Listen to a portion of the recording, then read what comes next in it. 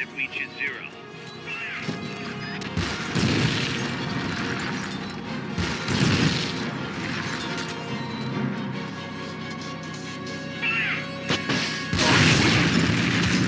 That's gotta be the leader.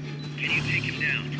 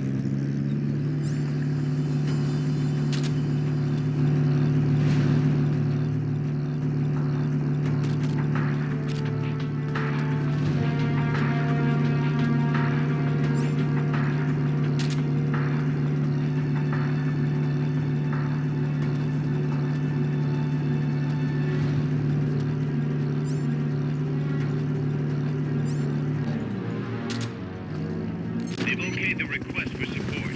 They're sending out a cardboard box as we speak.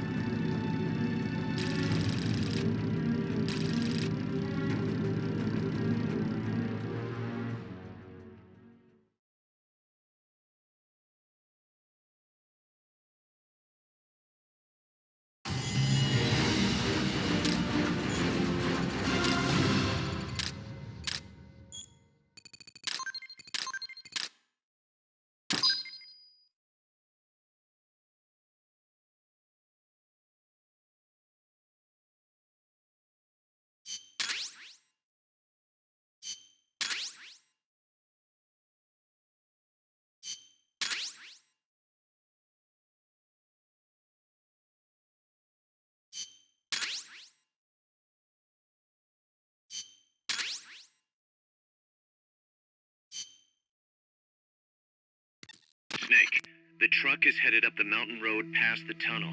So it was nukes after all. What now? Their main base is up ahead. I better hurry after them then. But, Kaz, if I don't get moving, it'll be too late. all right, I guess you never did let dangerous assignments or risk aversion get in your way. How do I get inside the mountain? I can forget about the tunnel. Yeah, the tank took care of that.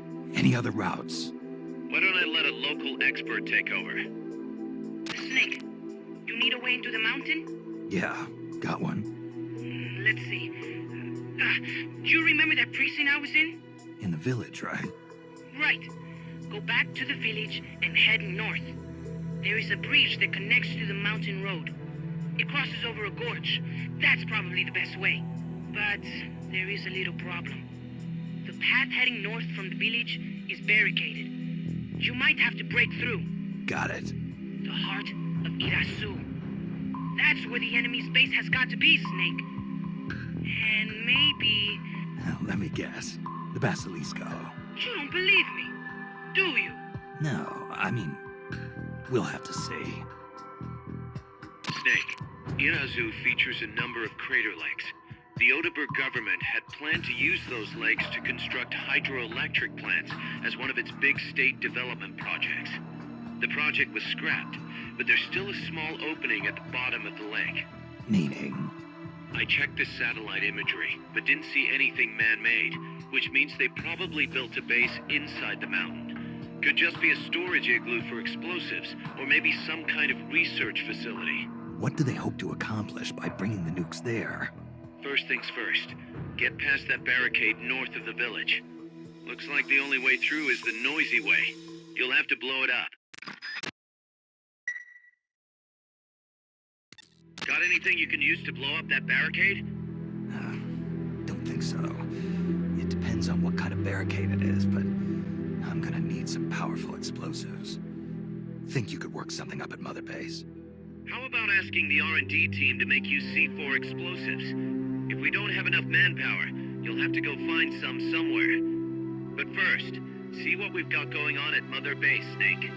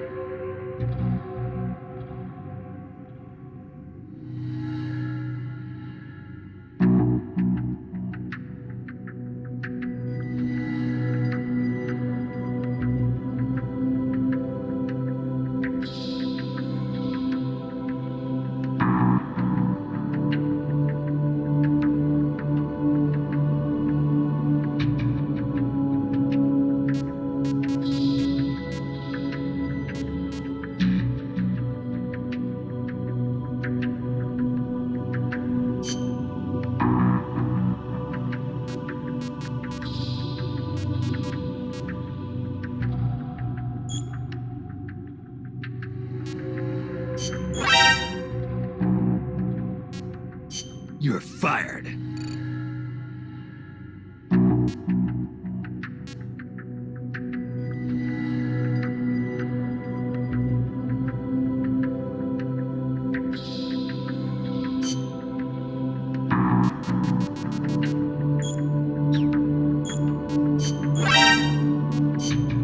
fired.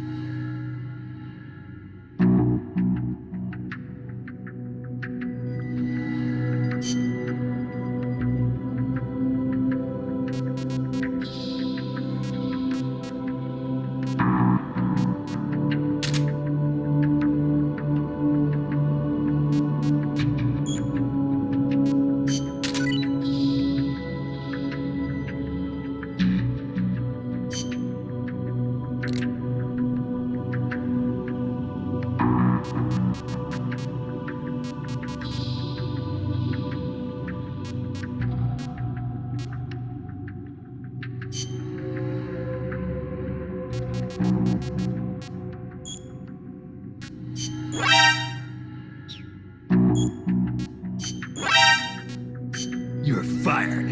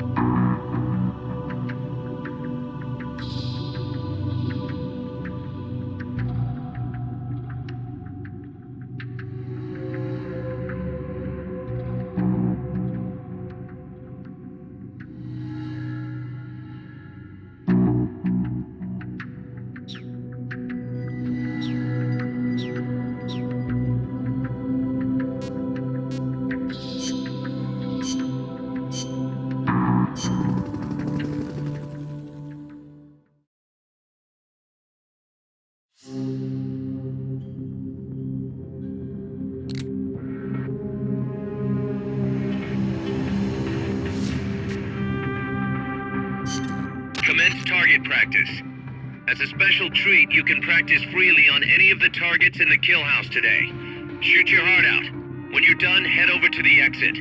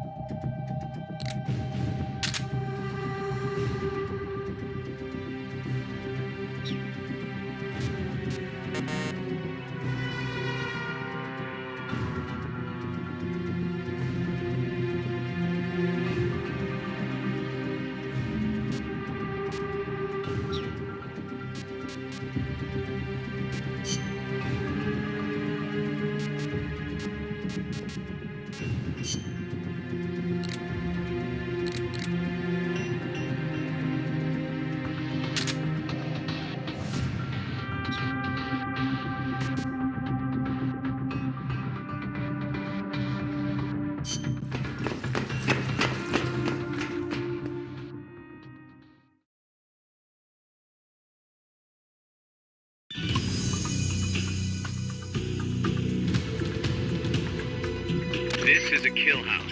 It's a good place to test fire new weapons. You can also try your hand at time attack. How about it?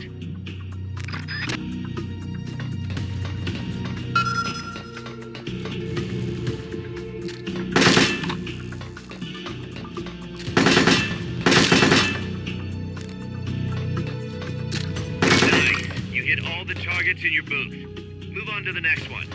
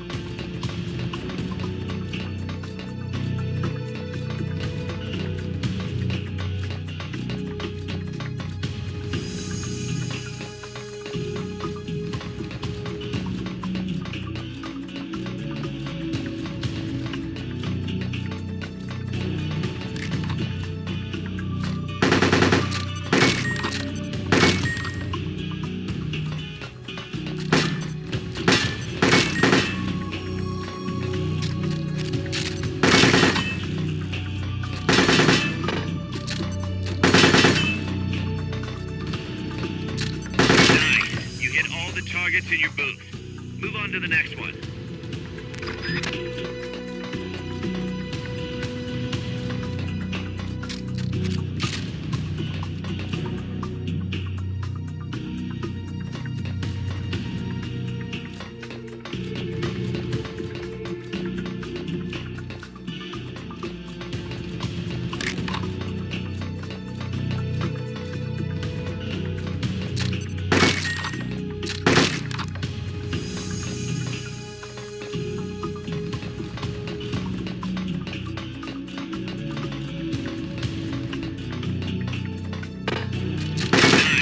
Hit all the targets in your booth. Move on to the next one.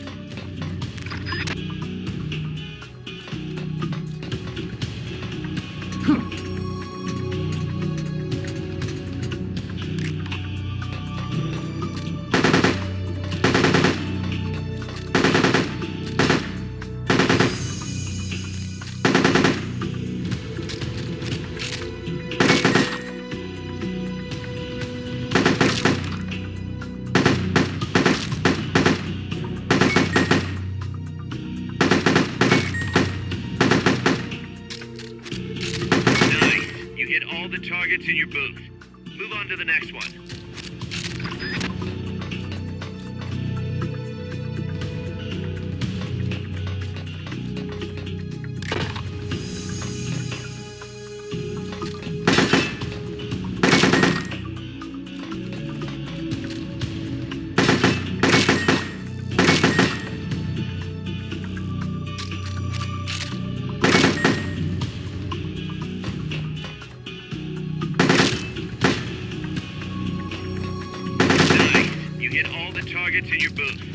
Move on to the next one.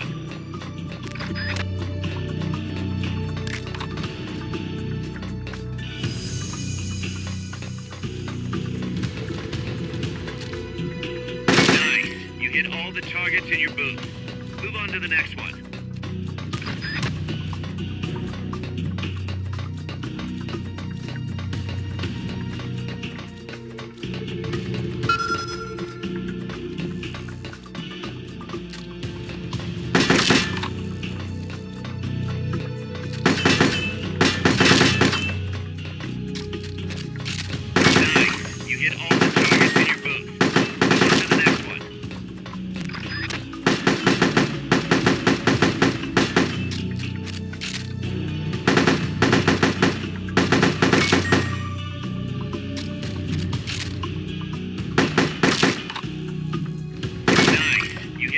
Targets in your booth. Move on to the next one.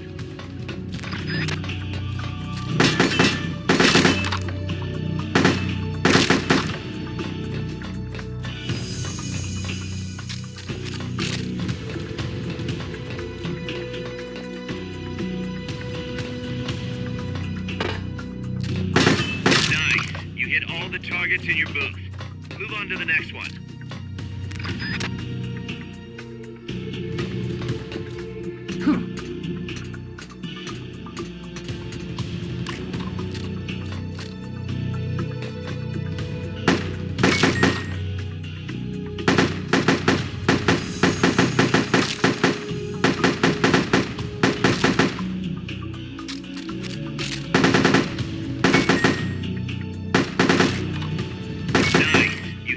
Targets in your booth. Move on to the next one.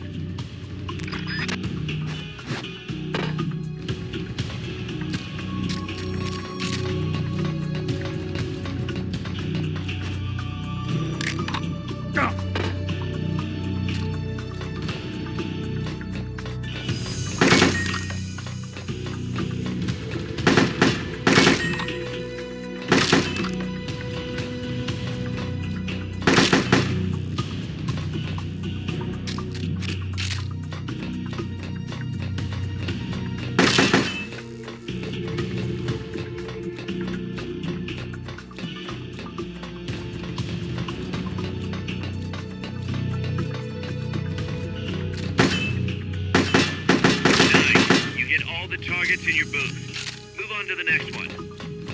Nice. You hit all the targets in your booth. Move on to the next one.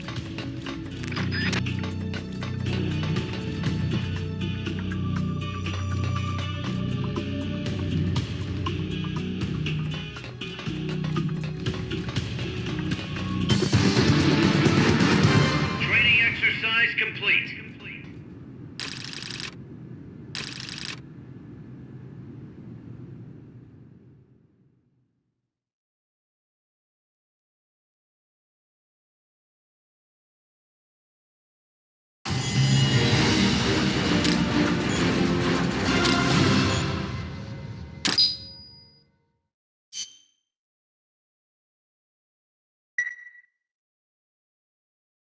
Snake, the C4 we're working on right now will help you blow a hole in that barricade.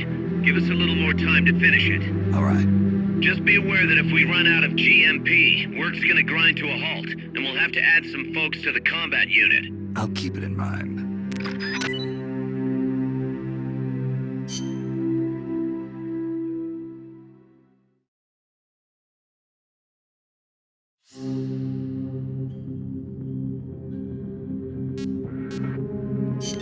Target practice commences now.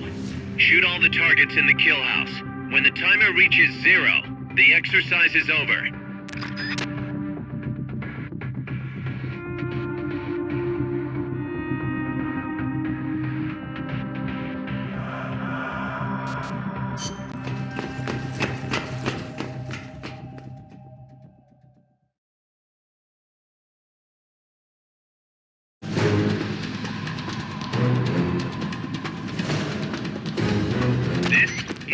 Attack. Hit the targets and keep moving. Hit the last target before time runs out to complete the mission.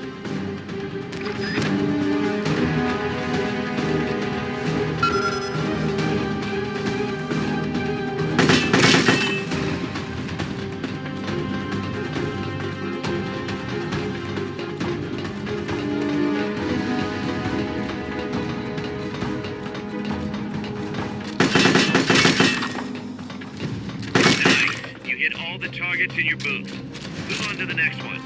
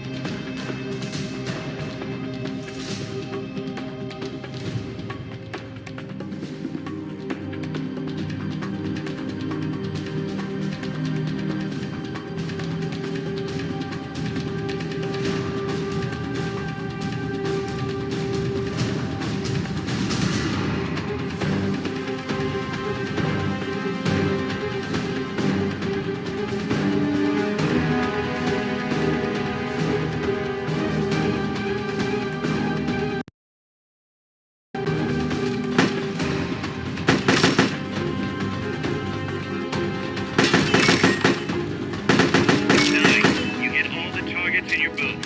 Move on to the next one.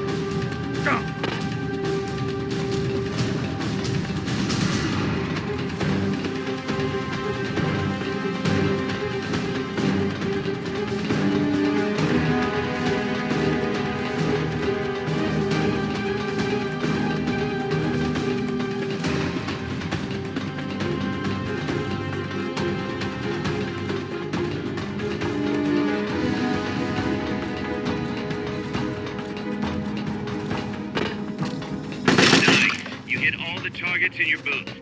Move on to the next one.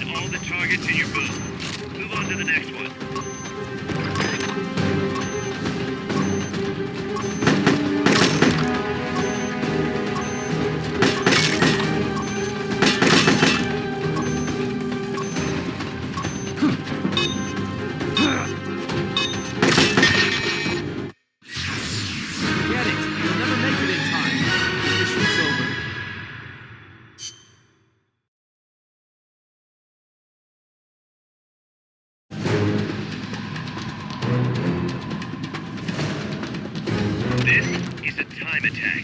Hit the targets and keep moving. Hit the last target before time runs out to complete the mission.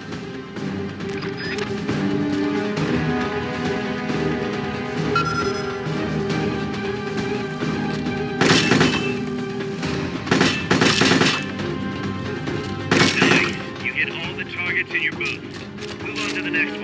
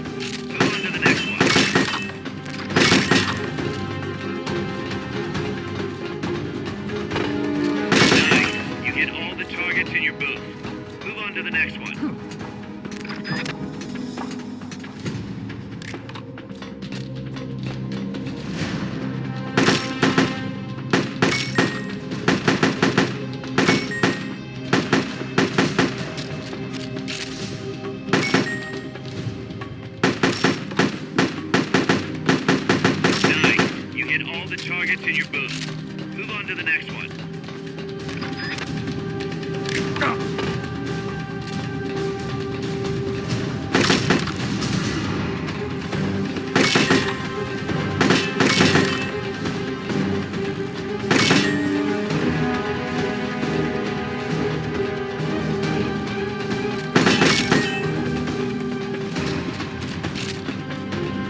Nice. You hit all the targets in your booth. Training exercise complete.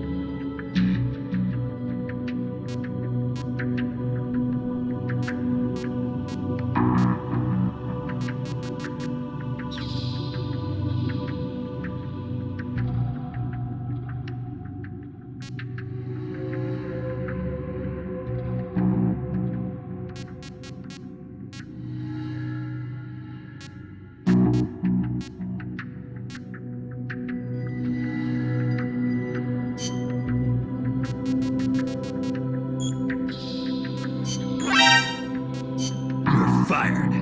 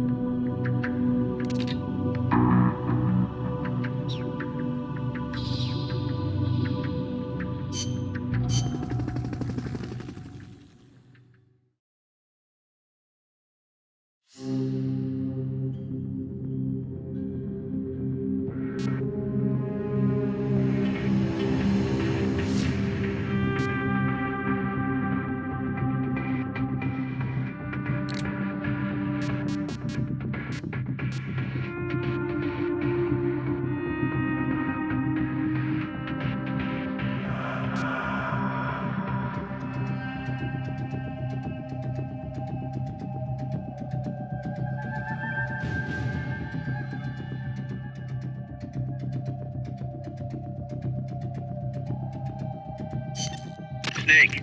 I've got just the explosive to bust through that barricade. C4. We finished developing C4 charges. Take some with you.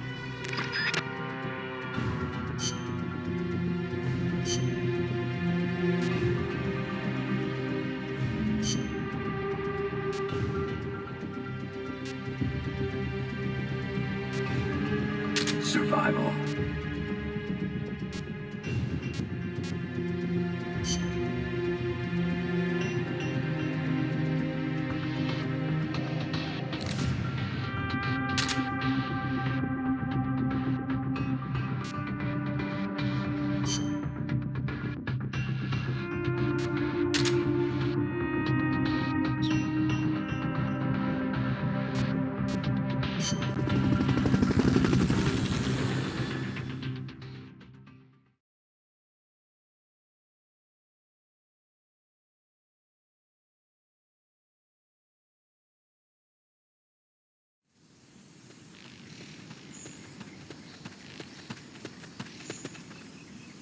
Go back to the prison camp. It's in the village where they were holding Chico.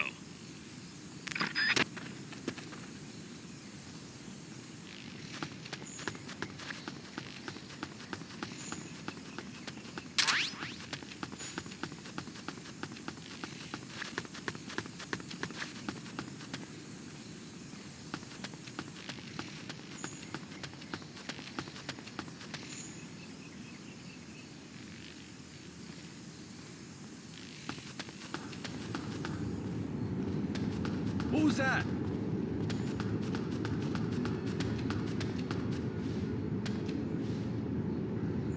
I'm seeing things.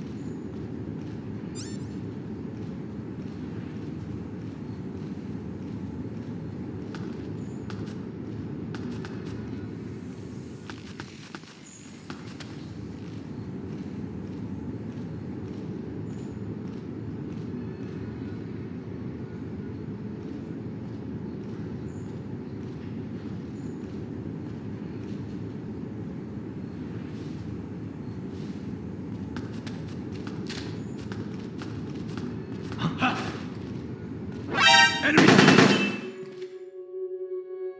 Shots fired!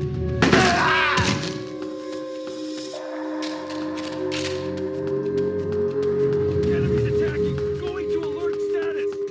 Understood. Dispatching reinforcements. Proceed with extra caution.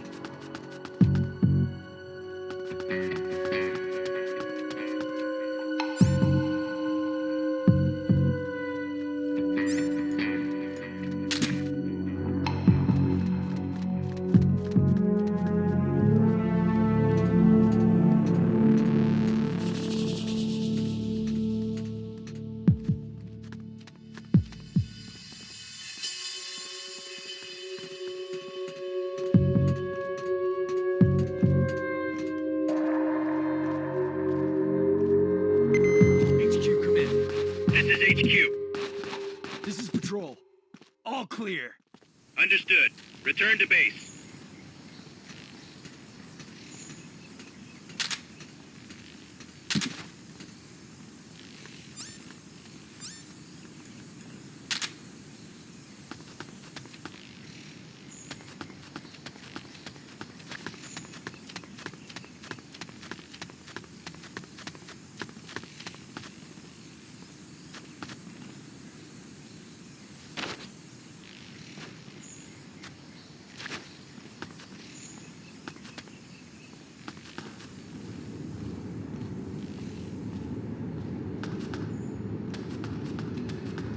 You could probably climb that if you had someone to lend you a hand.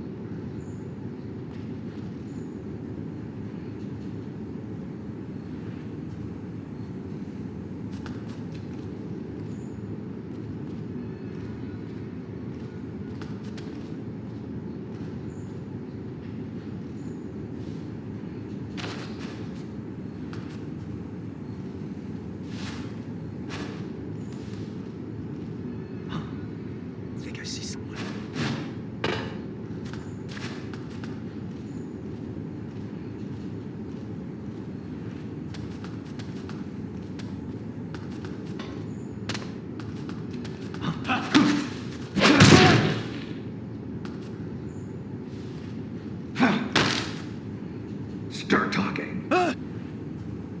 Start talking.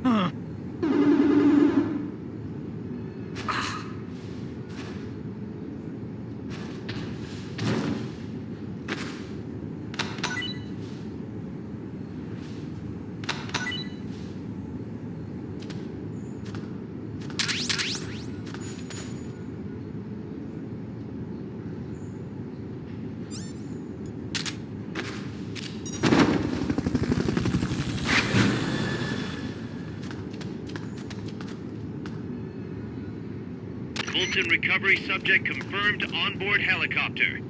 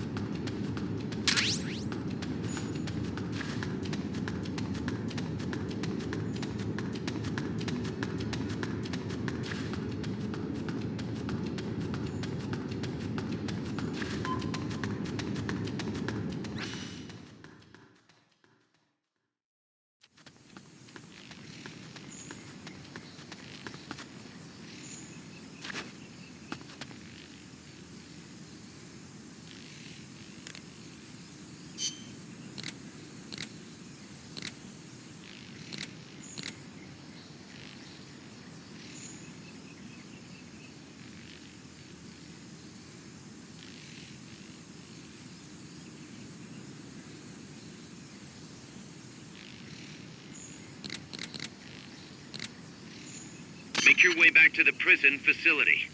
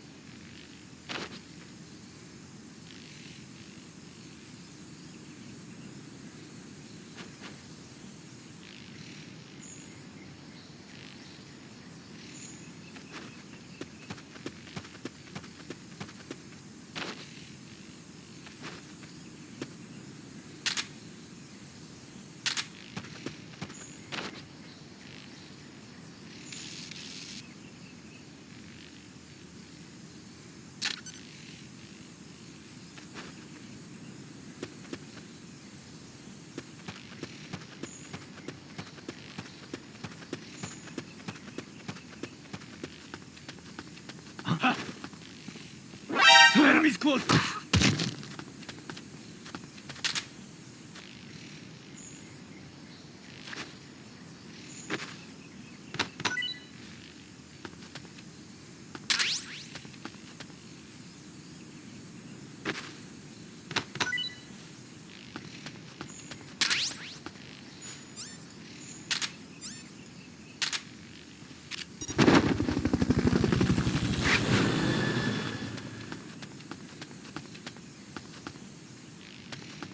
Fulton recovery helicopter is complete.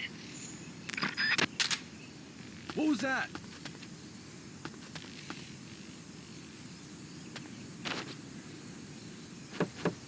I'm seeing things.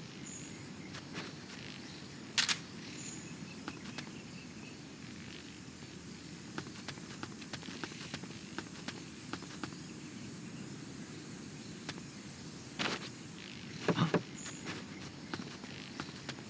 What was that noise?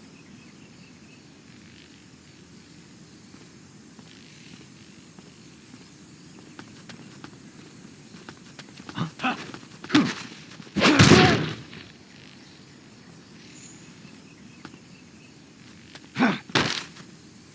Start talking. Start talking.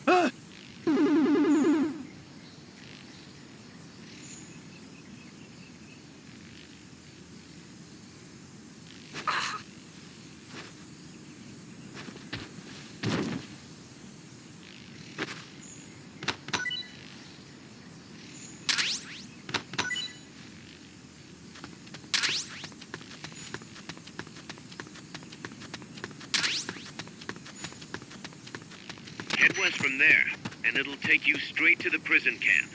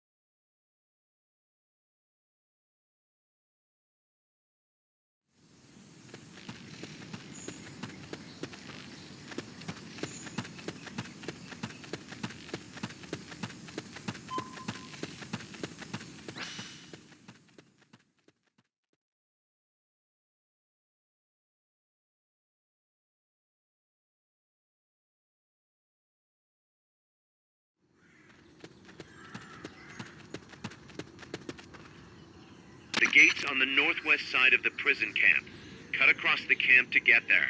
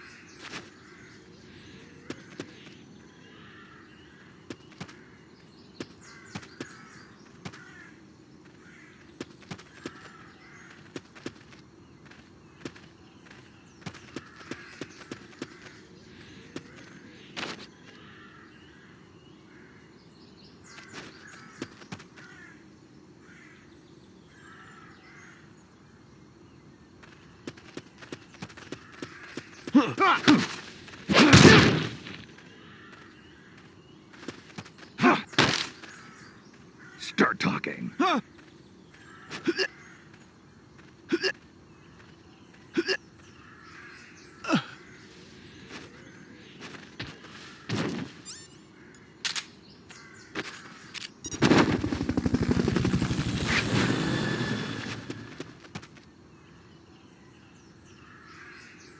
Fulton recovery subject confirmed onboard helicopter.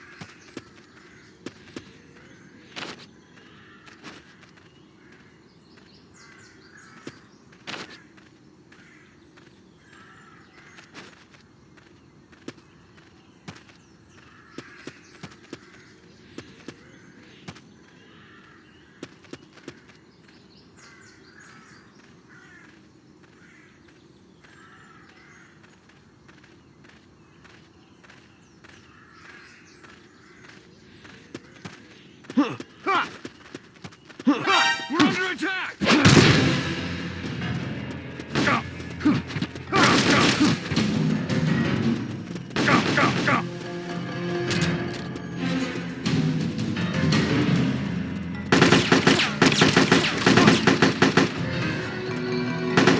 Enemy sighted! Preparing to attack! Understood. Eliminate all hostiles.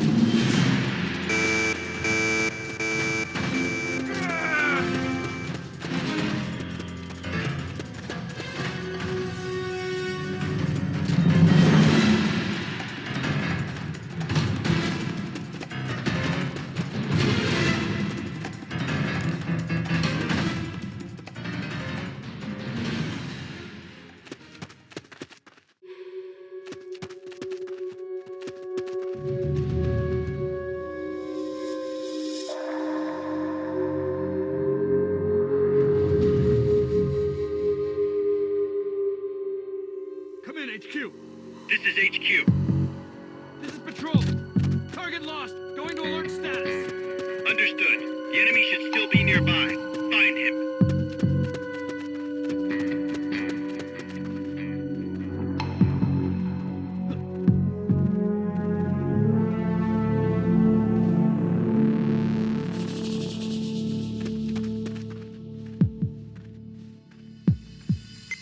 Come in, HQ. This is HQ. This is patrol. All clear. Understood. Stay vigilant.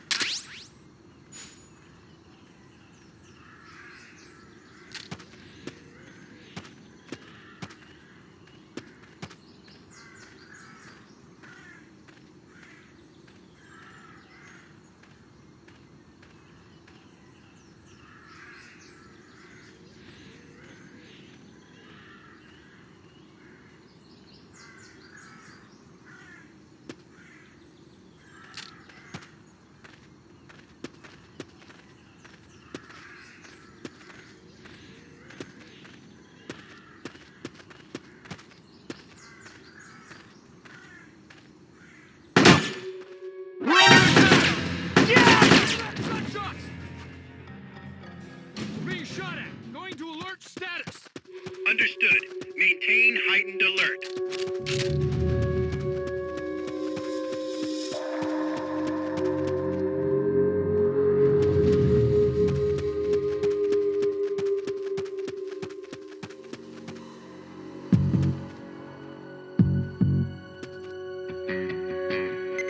Come in, HQ. This is HQ. This is patrol. All clear. Understood. Stay vigilant.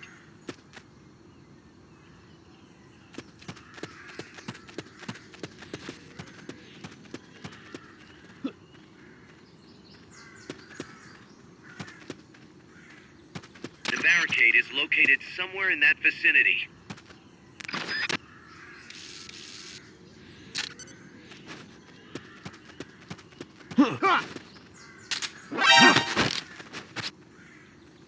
Start talking.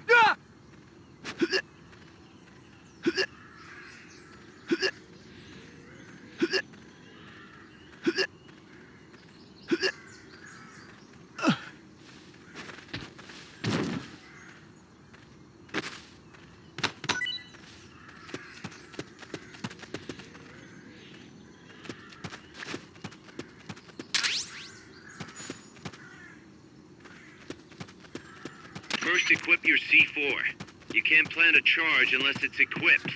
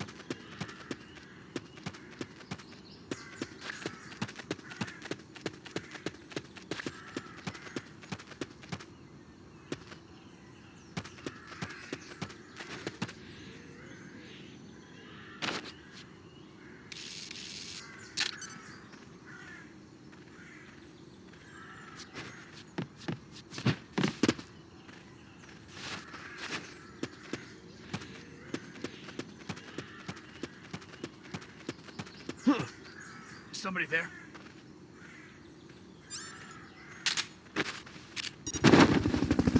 There, blow up that barricade.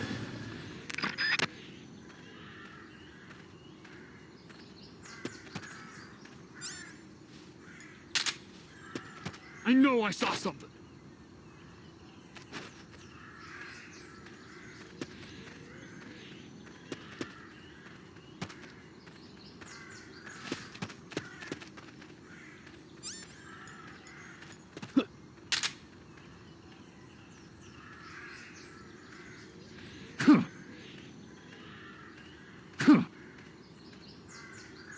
Once the charge is planted, press the attack button without aiming to detonate it.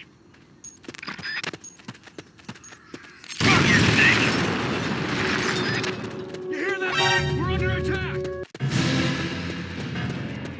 Being shot at! Going to alert status! That blast is gonna...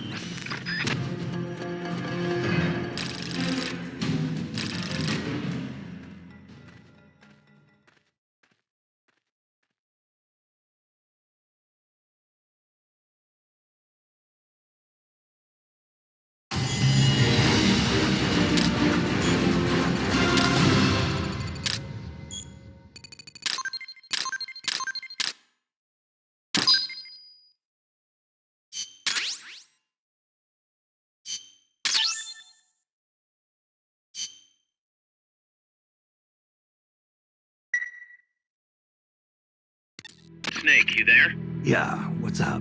You've got to talk to Amanda. What happened? She wants to leave sickbay and get back on the battlefield, but she's not fully healed. She's still in crutches. Who'd be crazy enough to try and fight like that? You have to talk some sense into her. Is she with you right now? No, she's in sickbay. She keeps shouting about how she doesn't want to be there. She won't shut up about it. She's driving me... Let her go. What? If that's what she wants, let her go. I'm really not in the mood for jokes, Snake. I'm serious. Let her go. Why? So she can come back in a body bag? I'm really not in the mood for jokes, Kaz. What are you talking about? Amanda isn't the type to just sit around in sickbay. She has a sense of duty. Her purpose in life is to fight. The battlefield isn't just the best thing for her, it's the best thing for her compas too. She'll be a huge morale boost that can only benefit MSF. You think so? You're good at fighting, Kaz. One of the best. But you've got a lot to learn when it comes to people. So, where should I put her? I'll think it over and find a team for her. Don't worry. She won't let us down. Whatever you say, boss.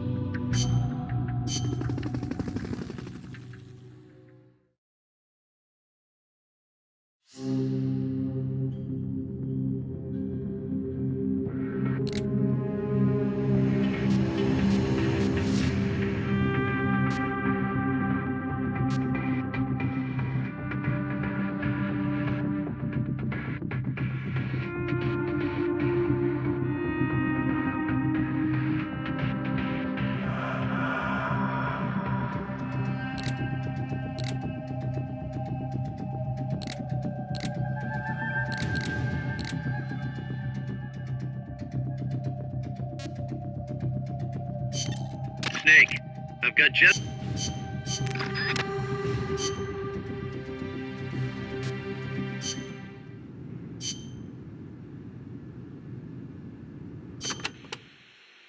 To destroy the barricade north of the village, you'll need Composition 4 explosive. You've handled C4 before, right, Snake? Yeah. I've been a regular user since the days of C3. C3. Oh yeah, I remember. That stuff got brittle and useless in cold temperatures, so they upgraded. C4's a moldable plastic explosive. It's very stable and won't explode without a special detonator. Light it on fire and all it does is burn. A lot of American soldiers in Vietnam used to use it as fuel.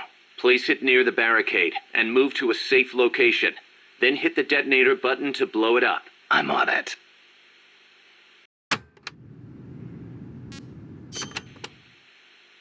Those giant footprints near the terminal. What do you think they were, Kaz? It beats me. They're way too big, even for an elephant. Made me think of that basilisco Chico was talking about. Hope it's not for real. Same here. If they really do have that kind of weapon, we could be dealing with a basilisk in more than just looks. What do you mean? There's a medieval encyclopedia that describes the basilisk like this. The basilisk is the king of snakes. All snakes fear the basilisk and flee at its sight, lest they be slain by its foul breath. A snake to take out a snake, huh? I don't mean to scare you or anything, but it never hurts to be careful. Will do.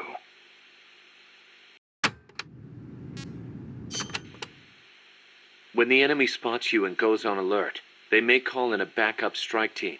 These assault teams are heavily armed, well-trained, and highly dangerous. Amanda's crew calls them commandos. Unlike the patrolmen, these guys will actively, relentlessly track and hunt you down like hounds. Hounds to hunt a former foxhound. Bring it on. They won't give up easily even if they lose sight of you. They'll clear out any likely hiding places they come across. So don't get too comfy in one spot, or you might get caught again. Keep your eyes fixed on them and what they're doing. Also, be aware that commando gear includes body armor, so don't think you can deal with them by going in guns blazing. All I've got to do is find an exposed weak point, and... Exactly.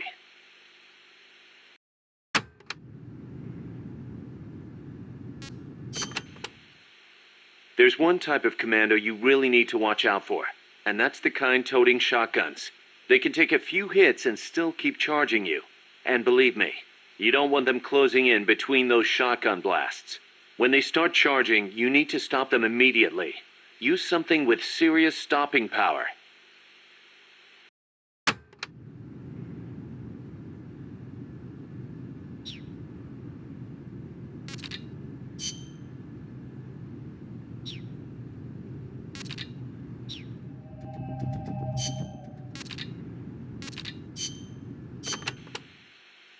Amanda, do I have to take the fork in the road back to the village? People say there is a shortcut.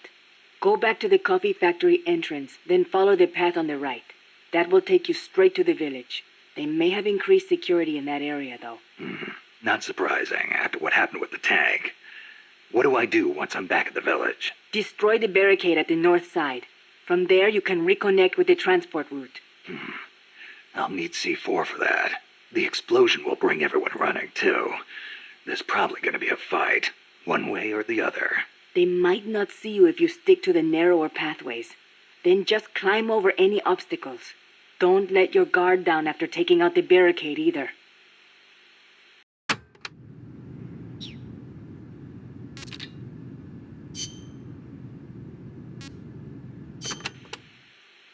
There's a river in the mountains north of the village. You'll see a water pipe running across that's got a walkway you can use as a bridge. I guess they built it to carry water from the hydroelectric plant. To get there, though, you gotta get past the barricade north of the prison. Got it. El Basilisco supposedly lives in the gorge up there, so be careful you don't get distracted and fall in the river. The Basilisco. Not the big monster I saw. I mean, the real Basilisco. A real one. The legendary king of snakes. More like a lizard, I guess. It walks on top of the river. A lizard that walks on water. Man, you should see it. It's not that big, though. Only about 1 bada long. Pretty good size for a lizard. Yeah, but not nearly as big as a dinosaur.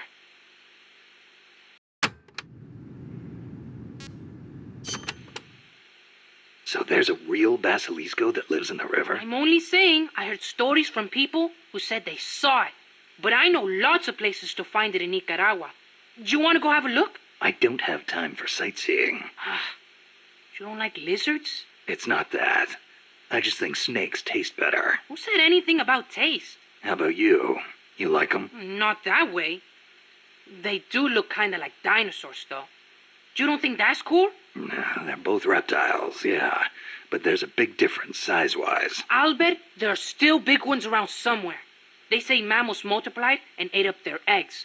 But they can't all be gone. They've gotta exist somewhere out there.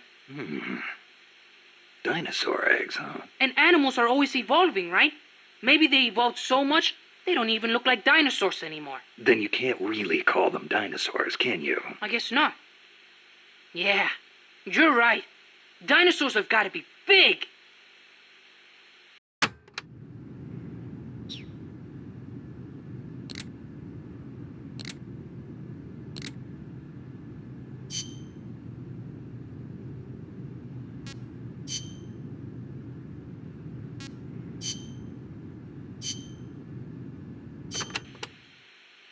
Remember why we created MSF Snake. To provide military force to whoever needs it, wherever they are, regardless of nation or ideology. Our beliefs aren't all that lofty. We just won't be the tools of any one country. Exactly. We know only how to fight. But we refuse to live our lives at the whim of the state. The MSF seal is patterned after Pangaea, the supercontinent from 250 million years ago. Back then, the whole world was one landmass. One world. No gaps, no rifts. Our strength will take us back there.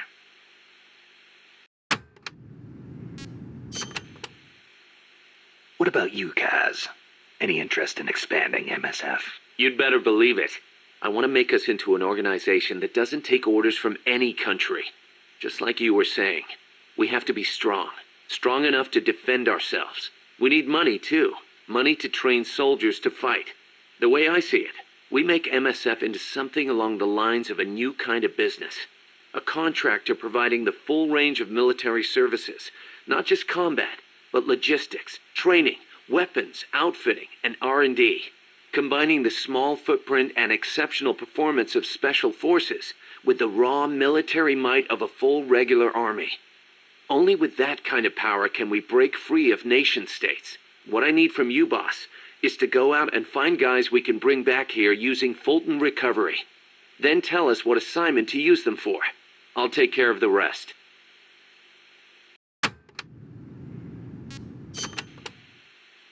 Your old mentor, the boss. She was known in the West as the mother of special forces, right? Nothing but propaganda. Actually, it's not all that far from the truth. I heard the KGB just set up a counter-sabotage cell. Alpha Group, I think they call it. There's even a rumor that West Germany created a counter-terrorist unit within its border police after the debacle at the Munich Olympics. Back home in the States, they've got the illustrious Green Berets, the SEALs, and your personal creation, Foxhound. The seeds sown by the boss are beginning to sprout. Same goes for MSF, right? In creating it, you were carrying on the will of the boss. Yeah. She taught me how to fight the hard way. She beat it into me. And now, thanks to her, we can take on missions other than just conventional combat. After all, we've got the same mother as the Army's Special Forces.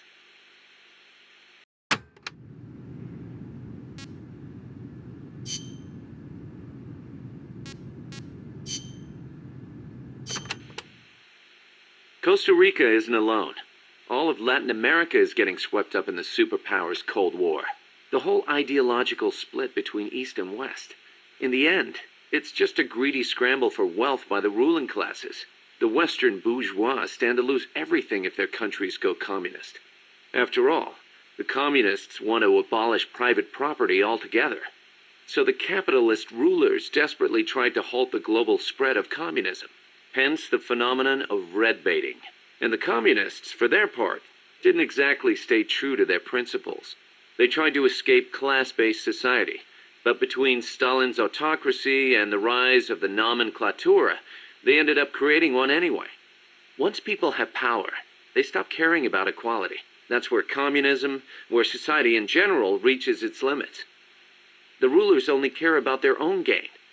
The opposing side becomes a risk factor that threatens the profit, and thus the ongoing struggle between capitalism and communism was born. And now, nuclear deterrence is part of the picture. Exactly.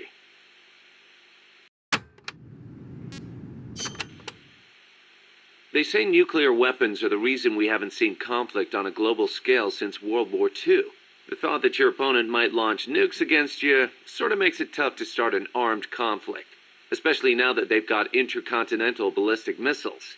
Nowhere is safe. Of course, all that has caused military expenditures to skyrocket. Well, the only way to ward off a preemptive strike is to flaunt your own nuclear stockpile, and that's caused their numbers to increase exponentially, not just with regards to destructive power, but in terms of targeting technology too. Now they can hit a target halfway across the world with pinpoint accuracy.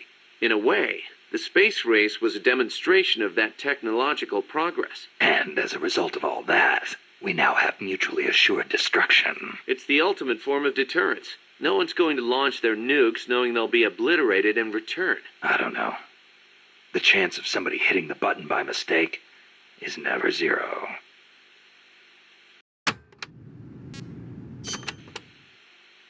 You're right.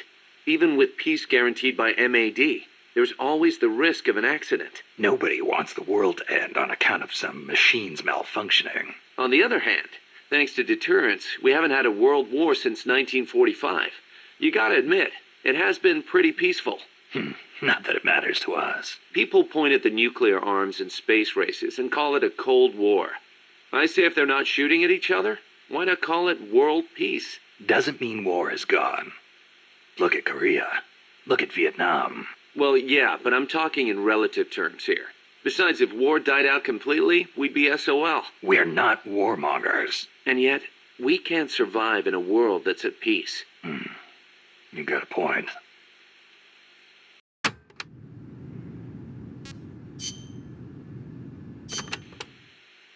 So it's been more than 10 years since the Cuban Missile Crisis, huh? I don't think we'll ever forget it. No kidding. Those 13 days starting October 15th, 1962, were probably the closest we ever came to all-out nuclear war. The Russians deployed nuclear missiles to Cuba. America responded with a naval blockade.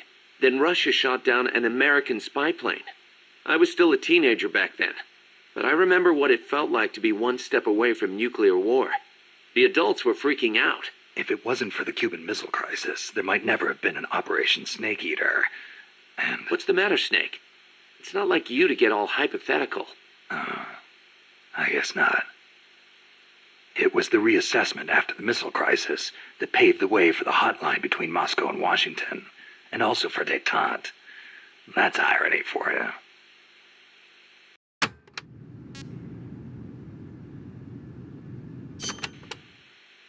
The Treaty of Tlatelolco was enacted to make Latin America into a nuclear-free zone. It bans the testing, use, manufacture, production, acquisition, storage, and deployment of nuclear weapons. The impetus was pretty obvious. The series of crises triggered by the deployment of nukes in Cuba. Not hard to imagine. Those 13 days had the whole world frozen in fear. Of course, the country that started it all, Cuba, hasn't actually ratified it yet. Still, the treaty's backed by over 20 countries. Anyone flouting at risk becoming an international pariah. True. Opinol would investigate, no doubt. I heard they used Japan's 3 non-nuclear principles as their model when they drew up the treaty. I think the Treaty of Tlatelolco might have been their way of asking nuclear powers not to use nukes against them. That's the biggest difference between the treaty and the 3 principles. I guess you could call it a fourth principle.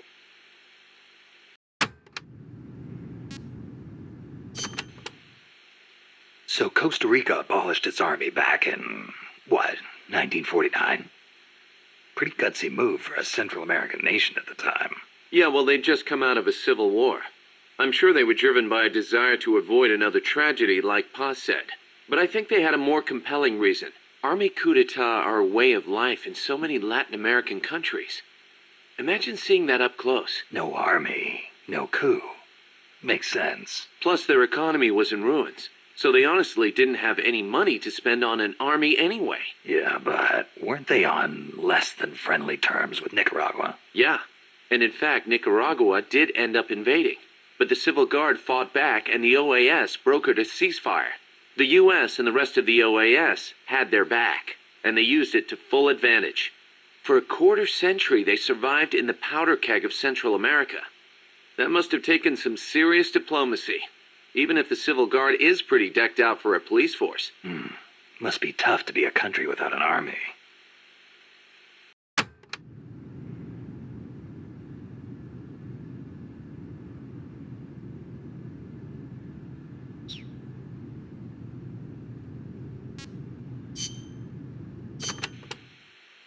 So I hear Amanda mistook you for Che Guevara, Snake.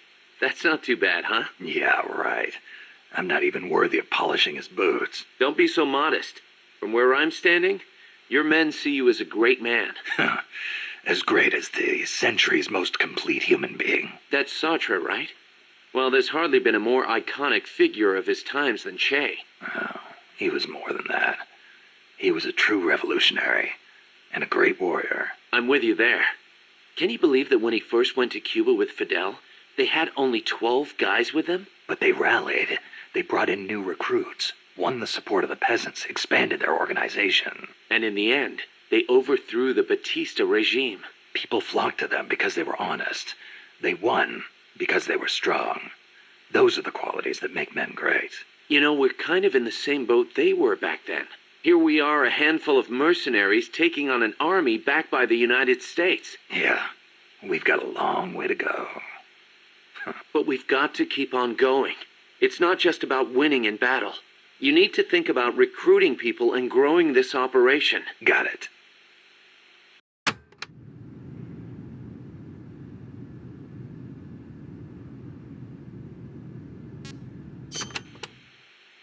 Boss, did you ever read Che Guevara's book, Guerrilla Warfare? I can't remember if I got to that one or not. You should have. That's why I lent it to you. A lot of the guerrilla tactics it covers apply to sneaking missions, too. Che was one of the first people to articulate the theory of guerrilla warfare. T.E. Lawrence, Lawrence of Arabia, was another one. And Mao Zedong and his On Protracted War.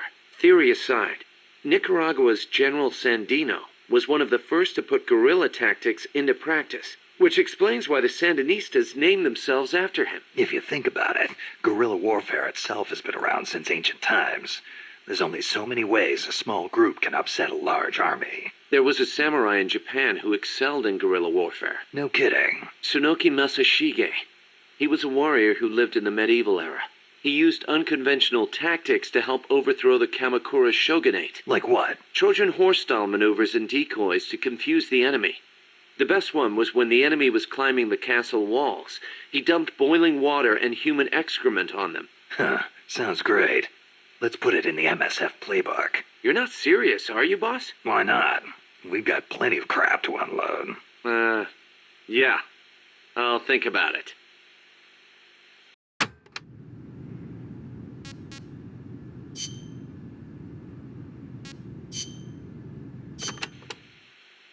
You were saying Japan has a peace constitution, too. Yep. Japan renounced war in Article 9 of its constitution, aspiring sincerely to an international peace based on justice and order. The Japanese people forever renounce war as a sovereign right of the nation, and the threat or use of force as a means of settling international disputes. In order to accomplish the aim of the preceding paragraph, land, sea, and air forces, as well as other war potential, will never be maintained. The right of belligerency of the state will not be recognized.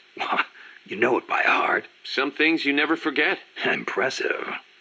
There were some parts I didn't quite get, though. Like the whole means of settling conflicts thing. Yeah, that's been the subject of debate. Whether or not it forbids any and all use of force. The current Constitution was originally drawn up under the Allied occupation. The first draft was even submitted by Allied GHQ. So naturally, there are some who feel the Constitution was imposed on Japan by foreigners. Things like that are never simple. Same for every country, I guess. One thing's for sure, though. Not having an army let Japan focus on economic recovery after the war. In that sense, it's the same as Costa Rica.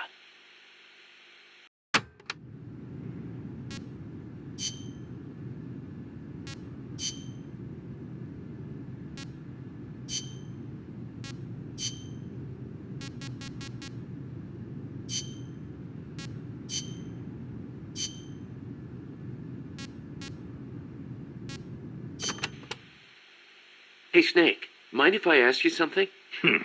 Since when did you start asking permission? So, you used to be part of a CIA paramilitary unit, right? That's right. Ever do any ops in Central America? No, not personally. But there were other units who did all kinds of stuff. I remember the Bay of Pigs invasion back in '61. The papers had a field day with it. Operation Zapata. That was the CIA code name.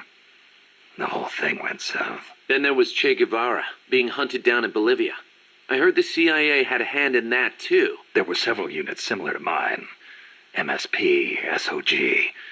They'd recruit former special forces, train them as intelligence agents, and send them on deniable covert paramilitary operations. One of those units trained the Bolivian army in counter-guerrilla tactics. And then had them shoot El Che. So the story goes.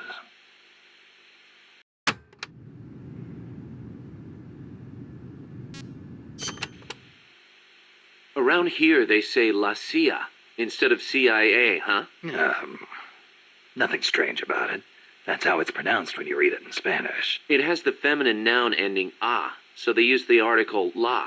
Apparently, some people have taken to using the term UCLA. That's a new one to me. What's it mean? It stands for Unilaterally Controlled Latino Assets. Meaning they're local agents? Yeah, that's the idea. Washington uses them like pawns. Nobody knows who they really are or what they're doing.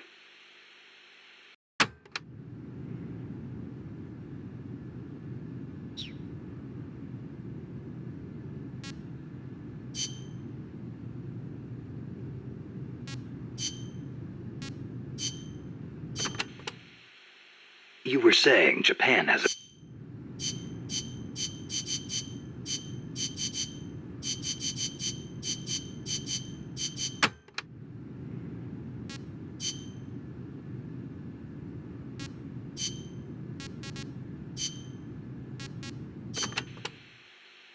The year the Cuban Revolution was won, Che visited Japan as a member of an economic delegation. While he was there, he visited Hiroshima. Hiroshima? Since he was there to discuss economic issues, Hiroshima wasn't part of the original itinerary. Some said the Ministry of Foreign Affairs didn't want to let him go, but he went anyway. He snuck out of his hotel and took an overnight train. Traveling guerrilla style. Sounds like Che, all right. He visited the Peace Memorial Museum and the atomic bomb survivors' hospital. Apparently, it gave him quite a shock. As a doctor, it must have been painful for him to see how the victims suffered. Nukes destroy everything. He was quoted as saying, "They put you through this, and still you do whatever America says." Those words really hit me hard, especially when I think of my mom. He said something else, too. Let us all love Hiroshima and its people. I can believe it. Che never managed to numb himself to other people's pain. That's why people loved him. And why he died.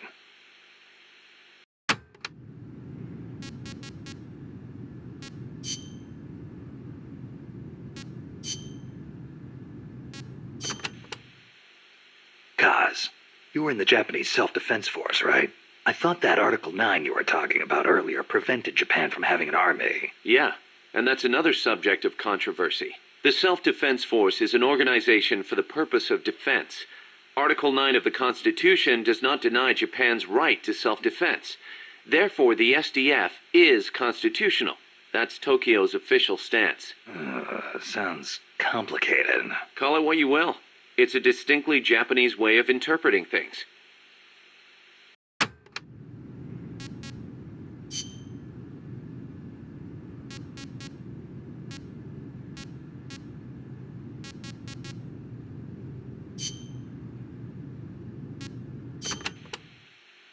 Can I ask you a favor, Snake? If you ask nicely. To make MSF bigger, we need to do some recruiting. Yeah. What's your point? I want you to avoid killing enemy soldiers as much as possible and send them back using Fulton recovery. Not much we can do with a corpse except give it a funeral. Obviously. Put him to sleep, knock him out, hold him up even. And if you do have to fight, try to leave them near death instead of dead. And then use the Fulton recovery system. Sounds easy enough. You know what'd be really nice, though? If we had a way to Fulton recover anybody at any time.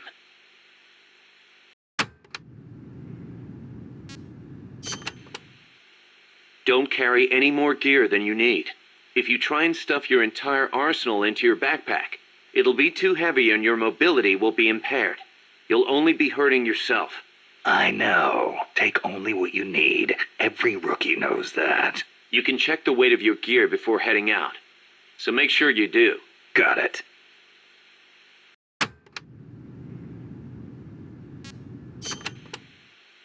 Even a born warrior like you gets hand tremor, Snake.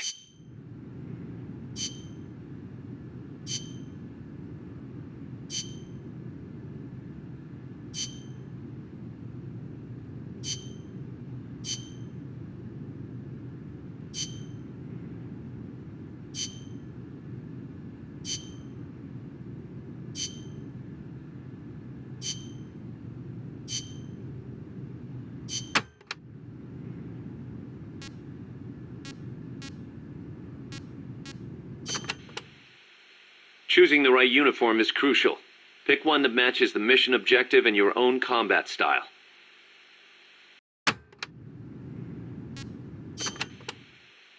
Jungle fatigues are made for jungle combat.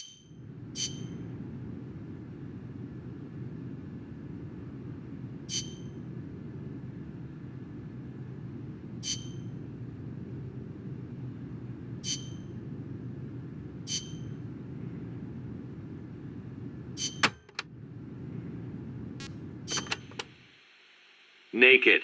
That's exactly what you are with this uniform. The pants are the same as the jungle fatigues. Obviously, since you're exposing your bare skin, your defense and camo index are gonna be low. On the plus side, it's so light you can move around quicker. Good for showing off muscles, too. Hey, Snake, I heard they gave you your old code name because you used to run around with your shirt off. Is that true? Don't believe everything you hear. They called me naked because I went in without gear or food. I had to procure everything on site. You mean they sent you into the jungle without even a pair of pants? On a halo jump from 35,000 feet? Sweet Jesus, you are a legend. You're busting my balls, aren't you, Kaz? Little bit, yeah. Hilarious.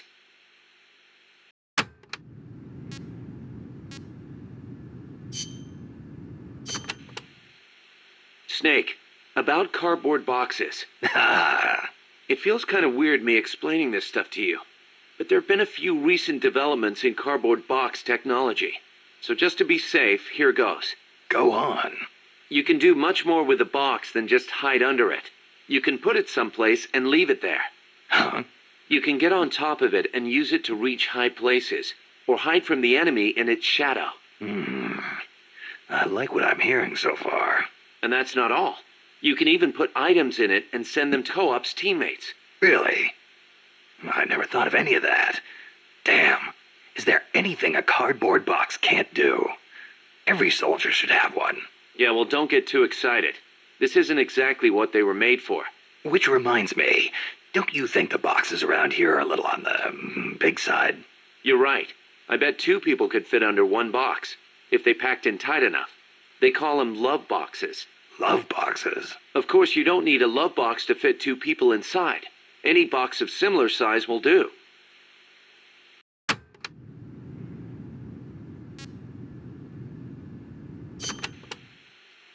Up to 2 people can fit inside a cardboard box. Tell me how. Move close to a box with a teammate inside and an icon.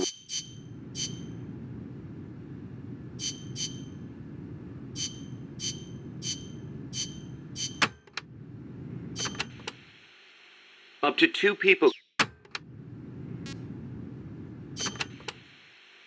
Snake, about that cassette player Galvez was carrying. What about it?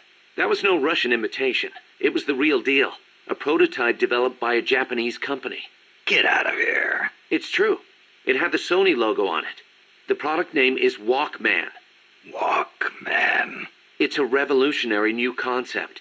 Music you can listen to on the go. You can take it with you when you leave the house.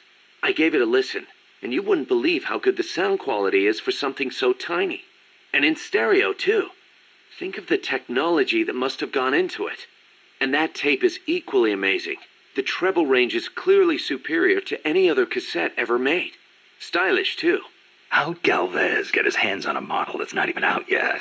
Beats me. It's not the kind of thing I'd expect some stodgy Soviet to be into. Me neither. Tell you what, though, it's a fine piece of work. It'll let me listen to my music when I want, where I want. I never thought I'd hear you say that, but I have to agree. Me? I'm a recording freak, and I always used to laugh at the idea of a portable player. But now that I've seen it in action, I've changed my mind. Being able to take your music with you, this could be the start of a revolution in music. Could be. I'm having the guys at Mother Base study and analyze it. Who knows? They might be able to come up with something even better.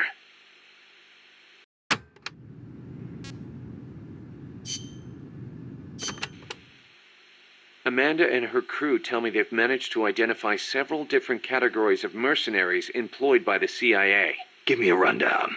Sounds like info I could use. No problem. I'll go through them in order.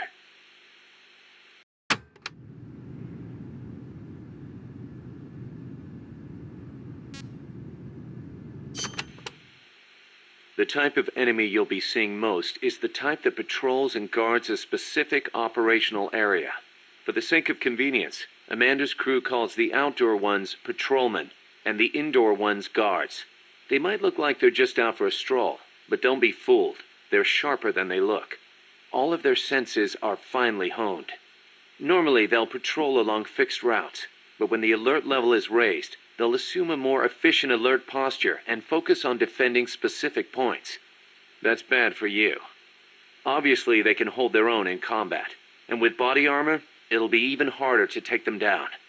If they're wearing a bulletproof helmet, you can forget about one-shot kills. Just a heads up. You'll need to be smart about using camo and pick your routes. The most important thing is to avoid detection.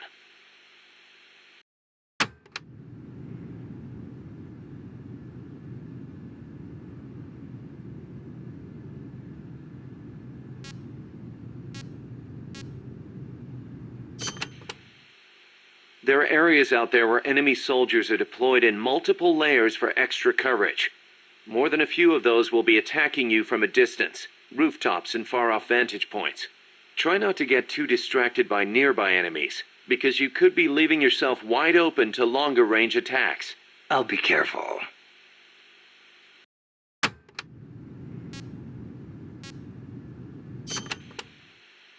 We know there are variations in the kinds of gear patrolmen and commandos wear, especially the body armor. Our scouts report that an enemy's defense and firing accuracy are directly proportional to how heavy their gear is.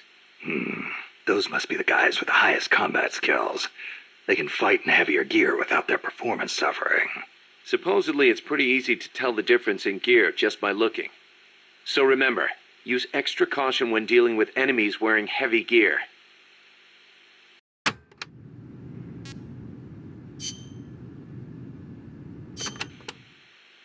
Enemies will try to fight you from different distances, based on the weapon they've got equipped. When you meet an enemy, get a good look at what they're carrying.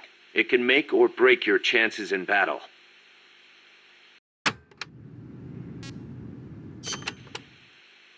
Enemies carrying handguns and shotguns will try and get in close. That makes them dangerous, but at the same time, easier to hit. Keep your wits about you, and you can turn a threat into an opportunity.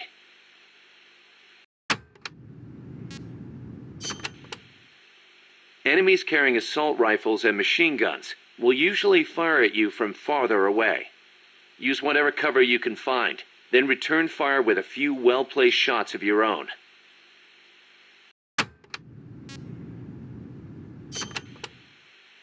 Don't expect enemies carrying sniper rifles or rocket launchers to get up close and personal.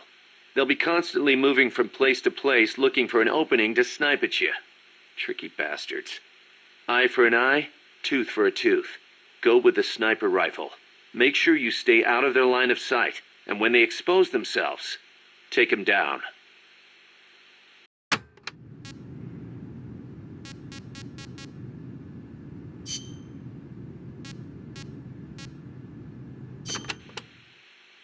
That bandana you're always wearing, that thing's a real antique. Ever think about getting a new one? This one's fine. Come on, we can't have our boss wearing a raggedy old thing like that. It was a gift, okay? It wouldn't be right to get rid of it. It was. Okay then. Speaking of which, Chase supposedly had a black scarf he used to take everywhere with him. A scarf? One of his comrades gave it to him when he broke his arm in battle. Che used that silk scarf as a sling, and the comrade who gave it to him became his second wife. Alida, right? Even after his arm healed up, he never went anywhere without that scarf. What about you?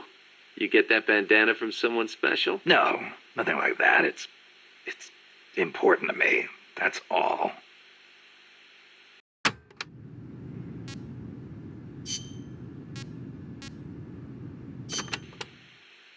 The U.S. has military forces stationed in Japan, right? Right. Even though the Allied occupation ended, American forces are still stationed there under the U.S.-Japan Security Treaty. Unlike Costa Rica. Part of it stems from the occupation, but Japan also occupies a key strategic position from America's perspective. It's next door to the Soviet Union and close to China and North Korea as well. It's integral to the security of Pacific Asia. For America, Japan represents a barrier against communism. What about for Japan? As you might expect, there's deep-rooted opposition to the alliance. In 1960 and 1970, when the treaty was up for revision, there were mass protest movements against it, especially in Okinawa. The U.S. only gave it back to Japan 2 years ago, and American bases are still concentrated there. It's a heavy burden for the Okinawans to bear. Then why don't they scrap the treaty? Lots of reasons. There's the imbalance of power with the U.S., of course, and if Japan pulled out, they'd be losing the nuclear umbrella America provides. And as for whether the JSDF could defend the country after the Americans left, I really couldn't say. Costa Rica is in a similar situation. They depend on the Inter-American Treaty of Reciprocal Assistance, the so-called Rio Pact. So, the countries with peace constitutions end up having to rely on other countries' armies. Kind of ironic. On the flip side, not everybody in America is satisfied with it either. Some people argue Japan is freeloading off America's security guarantee. And you know how Japan's industrial exports are making inroads in the States. Yeah, I've got a Japanese camera myself. Best damn camera around. Japan's low defense spending allows it to invest more in economic recovery and expand its share of the American market. That's a bitter pill for Americans to swallow.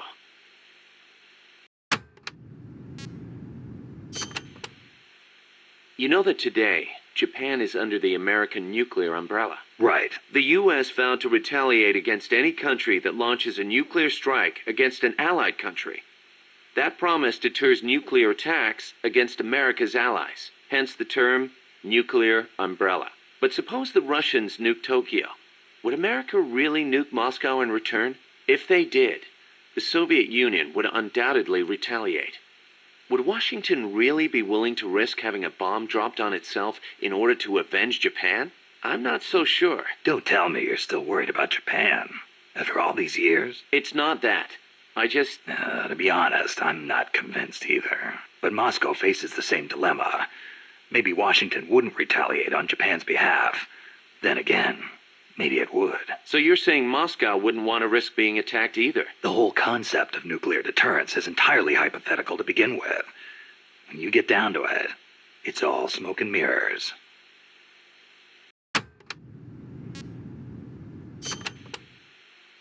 Japan shall not possess, manufacture, or allow the introduction of nuclear weapons into Japan. Those are the 3 non-nuclear principles set forth by the Japanese government. Allow the introduction? That's funny. Some of the U.S. warships that visit Japanese ports are armed with nukes. Or are you going to tell me they transfer them at sea onto other ships every time they visit? You raise a good point, Snake. but the Japanese government doesn't recognize it as such. The introduction of nuclear weapons into Japanese territory would need to be agreed upon in advance. America hasn't made any such agreements. Therefore, they aren't bringing nukes into Japan. That's the official excuse. Doesn't sound like much of an excuse to me. I don't blame you. Keep in mind, though, Japan suffered actual nuclear attacks. Anti-nuke sentiment there runs deeper than you think. I suppose the government's not really in a position to admit that sort of thing.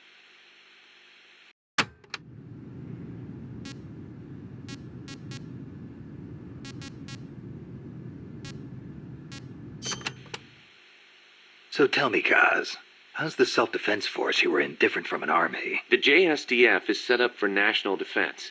It's not configured for aggression against other countries.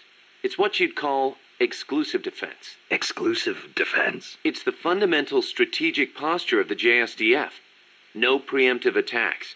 Only the minimum defensive action necessary after an enemy attacks. Anything defined as self-defense, then? The JSDF originated as the National Police Reserve. Back then, American forces stationed in Japan were being sent over to fight in the Korean War.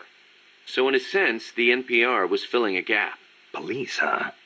Reminds me of the Costa Rican Civil Guard. Yeah, exactly. They're also dispatched to provide disaster relief.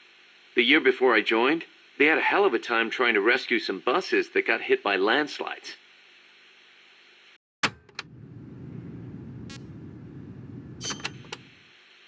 So why'd you quit the JSDF? Because I didn't have a reason to be in Japan anymore. A reason? My mom had died 3 years earlier, so I didn't have to care for her anymore.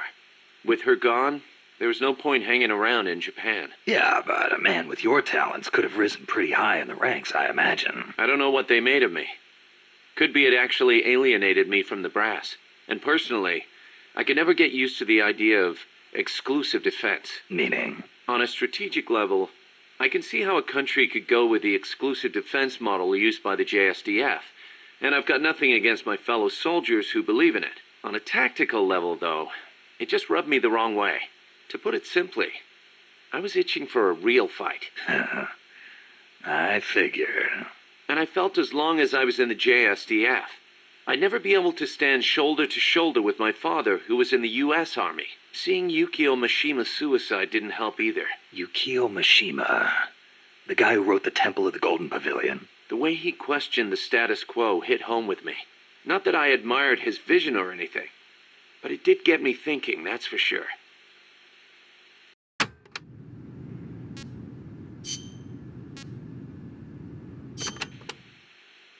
Life's funny sometimes, isn't it? What brought that on? We first met as enemies on the battlefield, and now here we are fighting side by side. You mean Columbia? Yeah, after I quit the JSDF. I made my way there and got myself a position as a drill sergeant for a band of revolutionaries, despite the fact that I'd never seen a day of combat. I see you had the gift for talking business in Spanish even back then. Oh, come on, stop it. You're making me blush. Unlucky for me, though, you were in the service of the Colombian Army. I remember it like it was yesterday. It all happened in an instant. You guys ambushed us, and half my unit was taken out. My mind went totally blank. I couldn't keep it together. My whole unit was wiped out, and I was left half dead from a bomb blast. Then, as I was leaving, you yelled out at me. I came all the way from Japan to be here. My place is on the battlefield. Then you asked for my help, saying, I want to be the one to end it. I remember being surprised that there were still samurai in Japan. You guys came over to me. I had a grenade hidden under me, but even then you were too fast. The second I pulled the pin, you grabbed the hand I was using to hold the grenade with both palms. I didn't want it to go off. I'd heard samurai were a proud bunch. I wanted to know why one of them would stoop so low as to try to take his opponent with him. And I said, I'll never lose again. We'll never lose again. Yeah. We'll do whatever it takes, but we'll never be beaten again. Then, I passed out from the blood loss.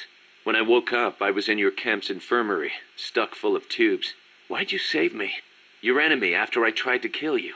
Because you swallowed your pride and fought with everything you had. I just didn't want to lose. You found a way to fight back, even in the face of death, even when you knew you were going to die. That's the mark of a true warrior. It's not about gain and loss, or victory and defeat. I looked at the way you lived your life and saw the path I needed to take. As a warrior. Wow. I never knew that. And that's why you... I realized then that the battlefield doesn't only divide people into allies and enemies. Sometimes it tells you more than just who's an ally or who's an enemy. Sometimes it helps reveal your true comrades. Like you and me, huh? That's right. And 2 years later, here we are.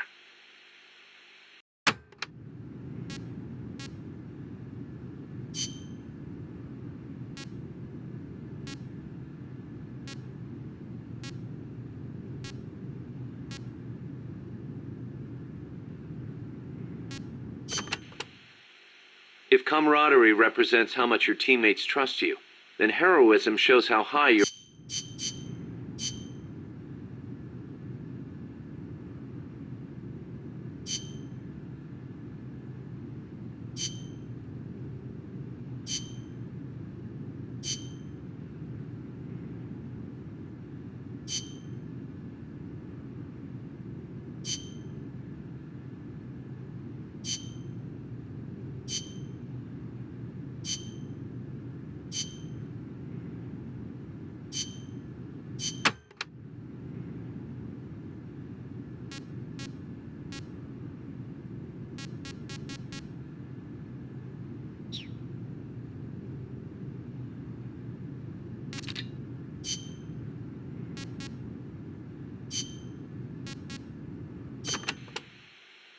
Areas with a distinct dry season, like the Pacific coast, have tropical dry forests.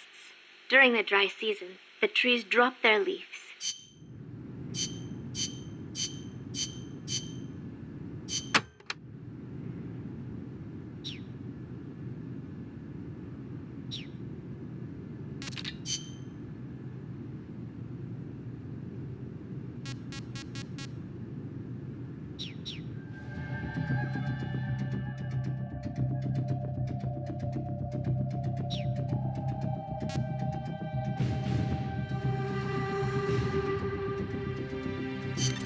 Snake, you're north of the village. The truck carrying the nukes is heading towards the heart of the mountain. That's its final destination. We've got no intel on what lies beyond, so stay sharp.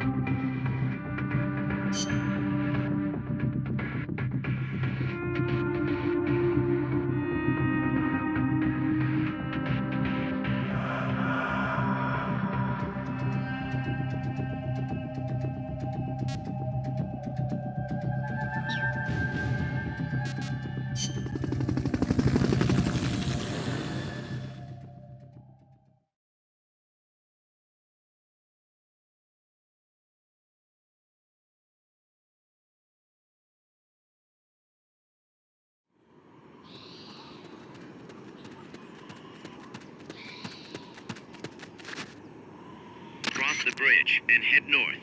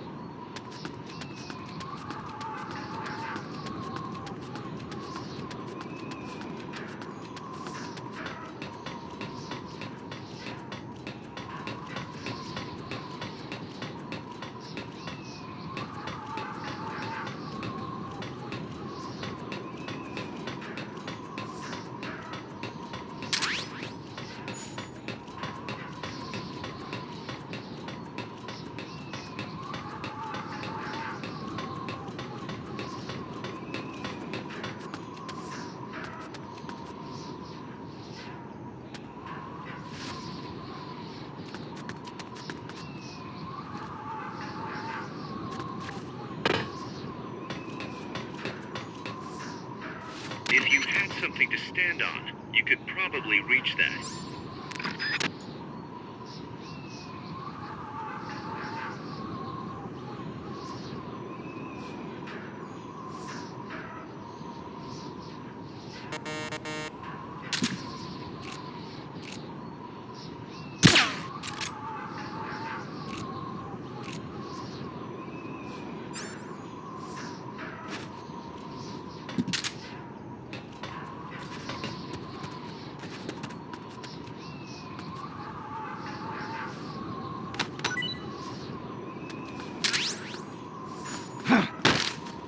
Start talking.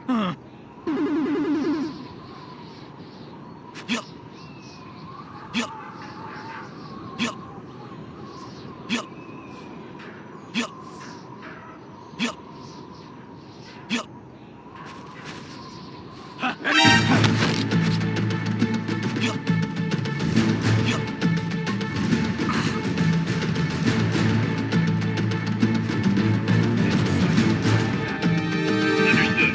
Dispatching reinforcements now.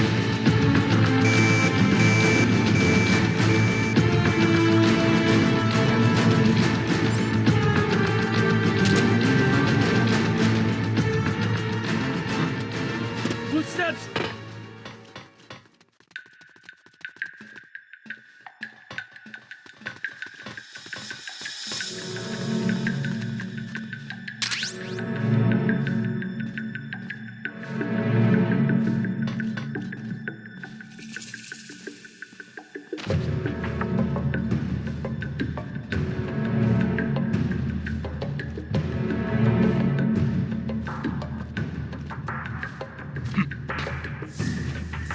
Enemies close by!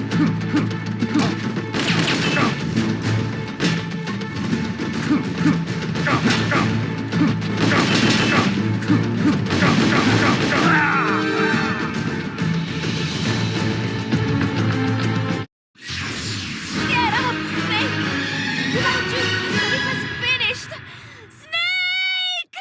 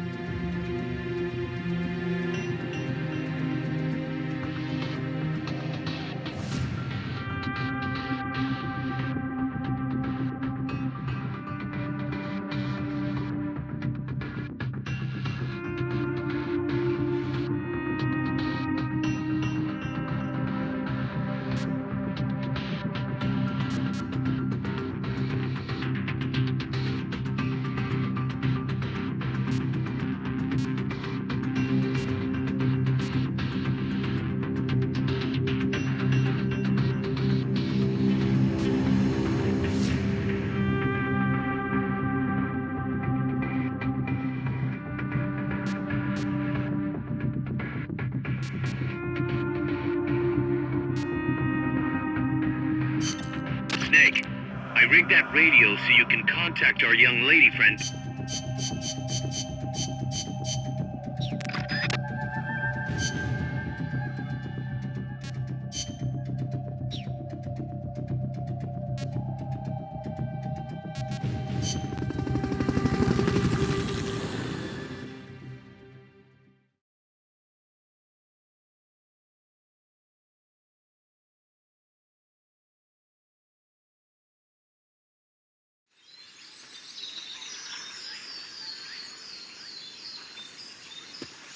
Head for the FSLN boathouse. It's northwest of there.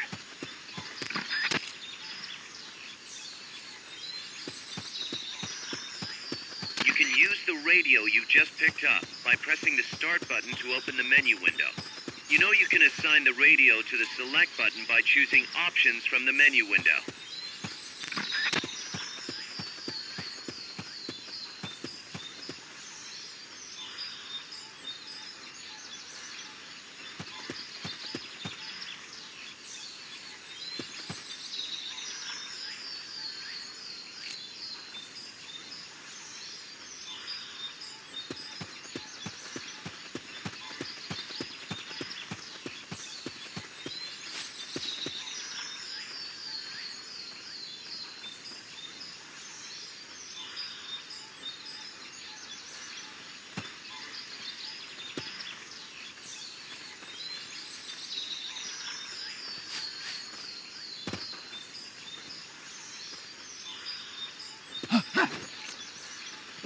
The enemy's here!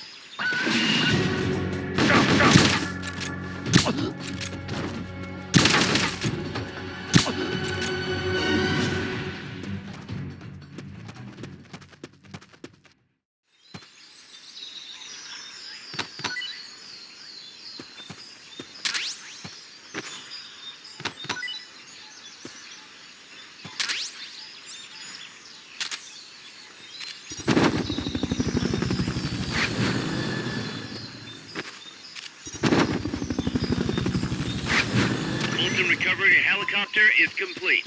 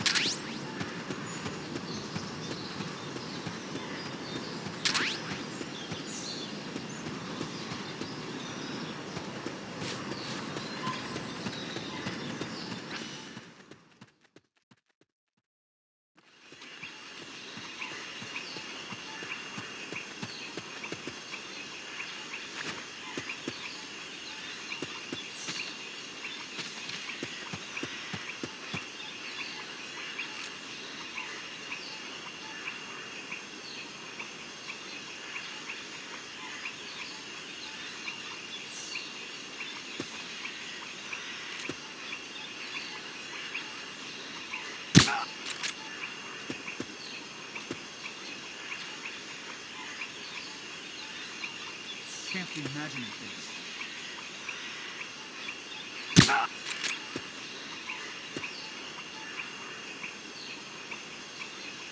Can't be imagining things.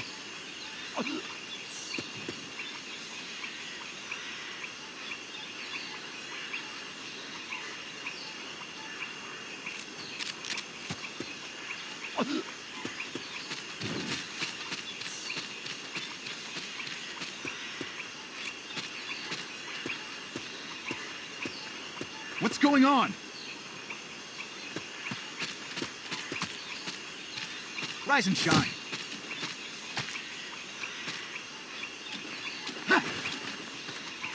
The enemy's here!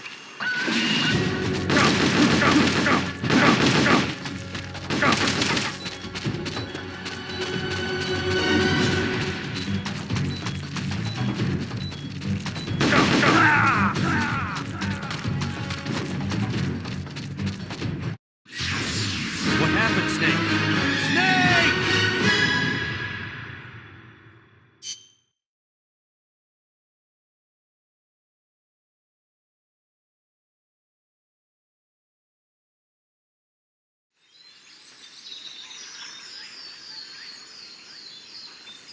If you score a hit with a tranquilizer weapon, the drug will eventually put the enemy to sleep.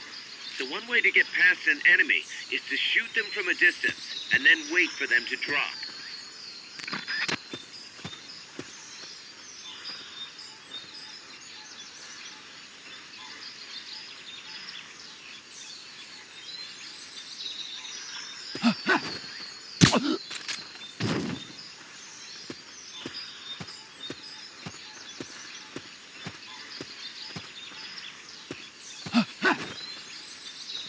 The enemy's here!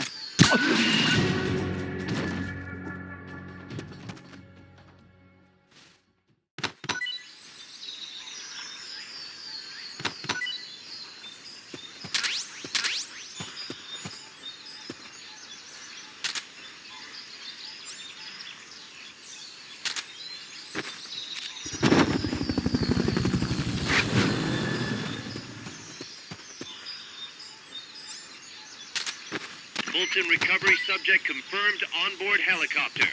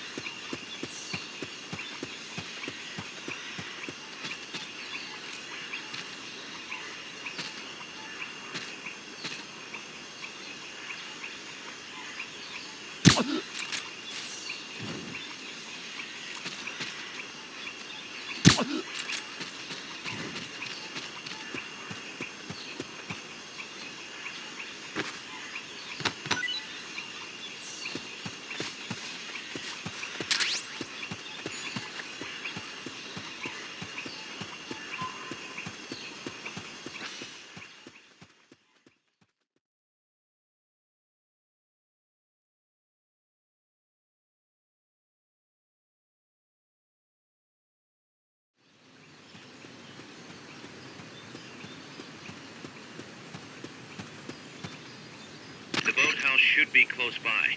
Neutralize the security detail and make contact with the Commandante.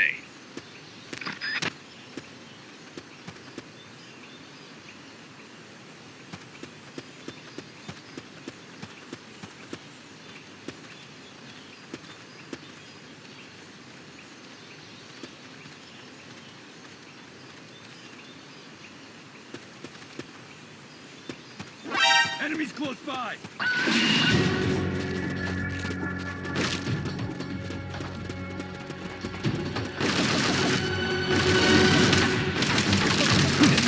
Requesting backup. Negative. We can't spare reinforcements. You'll have to make do with what you have.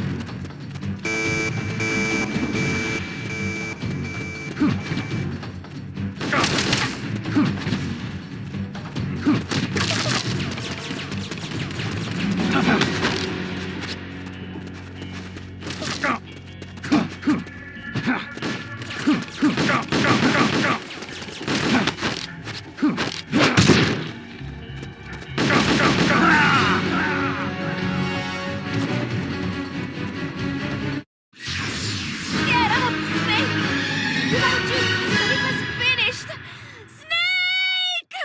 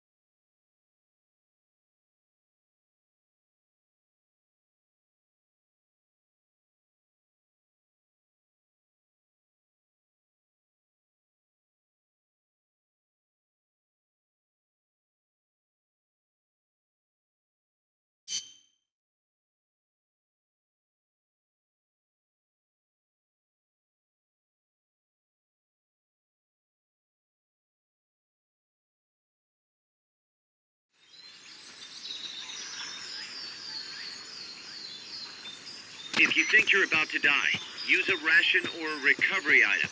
Can't be too careful.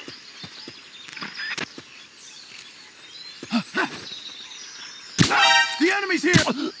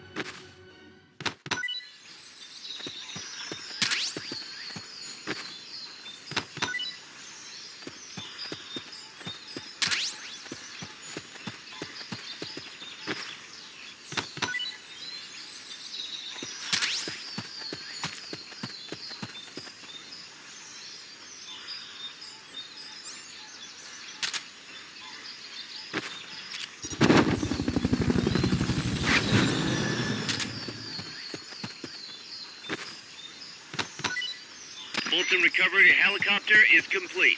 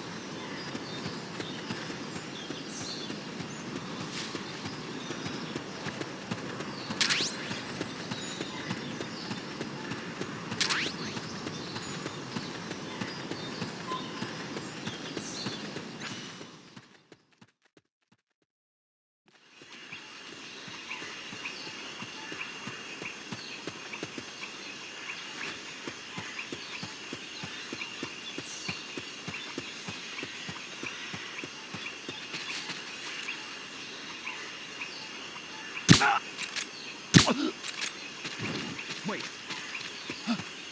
Somebody there?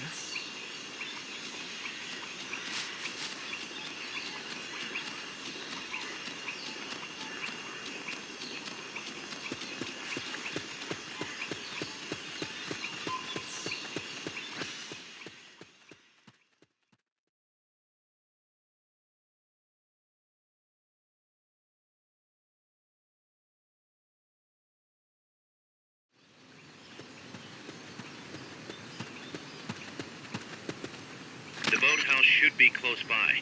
Neutralize the security detail and make contact with the Commandante. We've got no intel on what lies beyond, so stay sharp.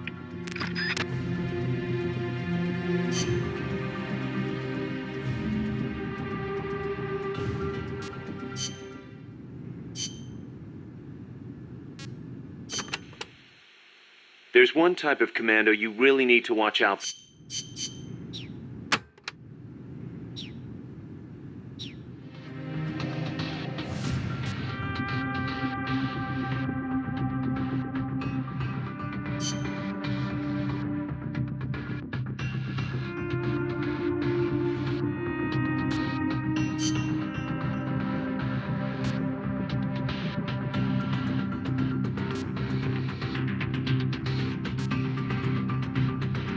Survival.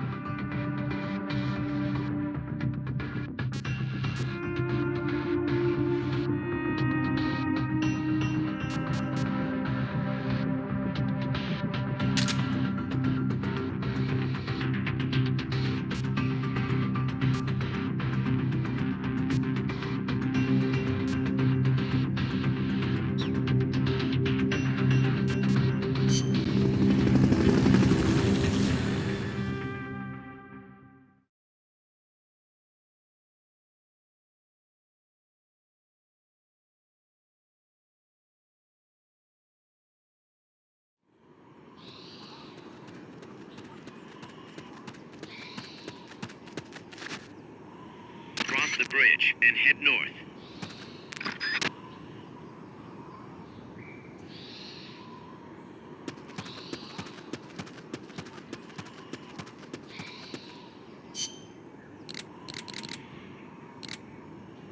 You can use the walkway along the water main to cross.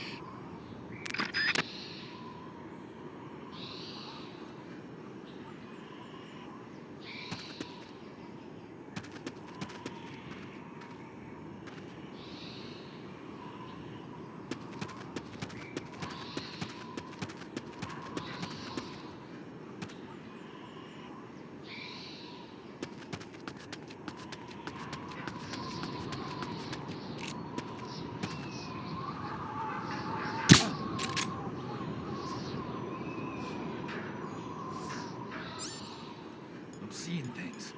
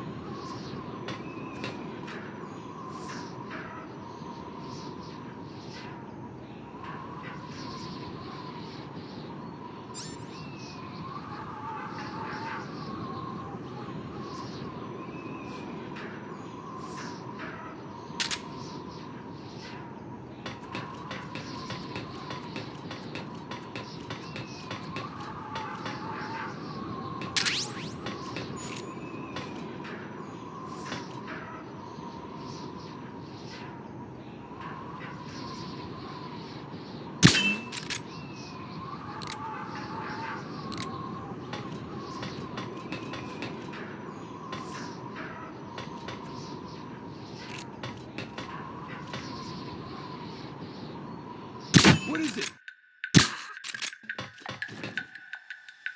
The enemy's attacking! Going to alert status! Understood. Dispatching reinforcements. Proceed with extra caution.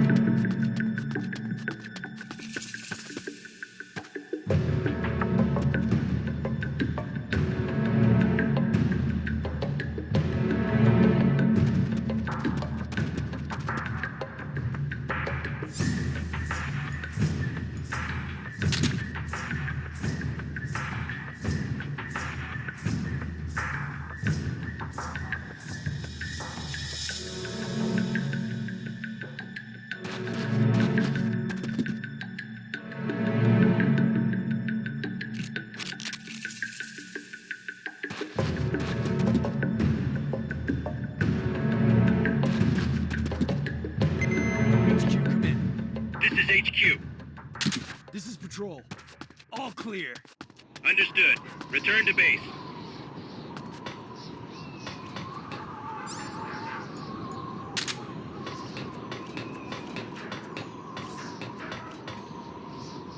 You could probably climb that if you had someone to lend you a hand.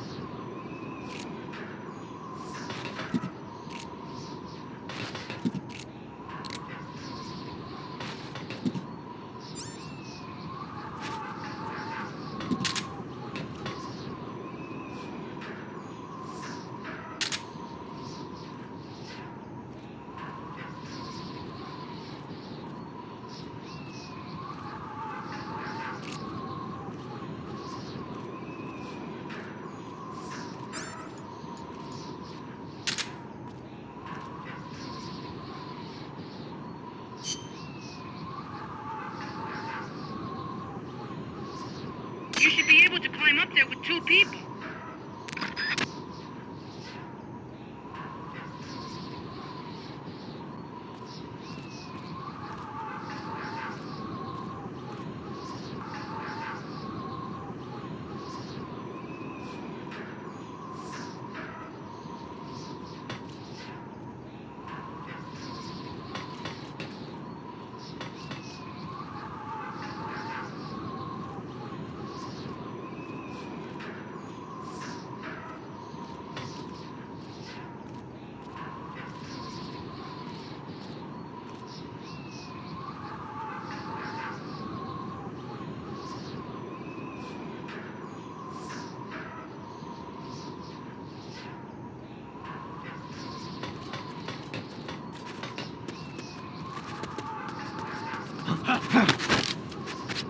Start talking.